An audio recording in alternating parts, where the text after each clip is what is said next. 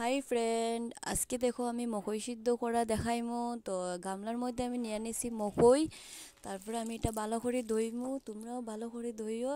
তো আমিও দেখো ভালো করে ধুইছি। ধোয়ার পরে আমি একটা কুকার নিয়ে নিমু, তারপরে একটা একটা করে কুকারের মধ্যে ঢালমু। তো তোমরাও 2-3 বার ধুইও, আমিও 2-3 বার ধুইছি। তো দেখো কুকারের মধ্যে দিয়ে দিছি, দেওয়ার পরে আমি একটু বেশি করে জল দিছি, কারণ বেশি করে জল লাগবো মকইর মধ্যে। মকই সিদ্ধ হইতে বহুত বেশি টাইম লাগে, প্রায় 10টার মতো সিটি মারতে লাগে।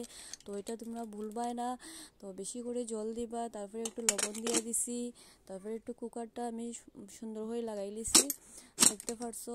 লাগাইয়া তারপরে আমি এখন গ্যাসের মধ্যে বয়াই দিব। তো দেখতে পারা গ্যাসটা আমি অন করে লইছি, অন করিয়ে এখন গ্যাসের মধ্যে আমি বয়াই দিলাম। তো বোয়ানোর পরে একটা সিটি আওয়ার সঙ্গে সঙ্গে একটু স্টিমটা কমাই দিবা।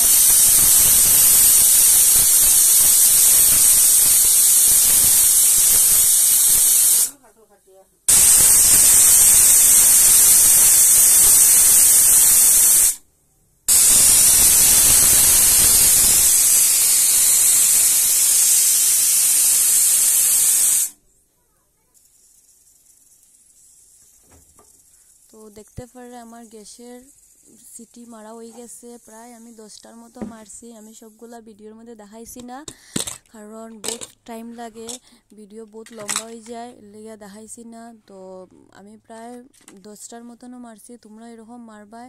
তো দেখতে পারে আমি চামচ দিয়ে দেখলাম এটা সিদ্ধ হয়েছে কি না হয়েছে। জলটা বহুত বেশি গরম, এটার লাগে হাত দিয়া দেখা যান না।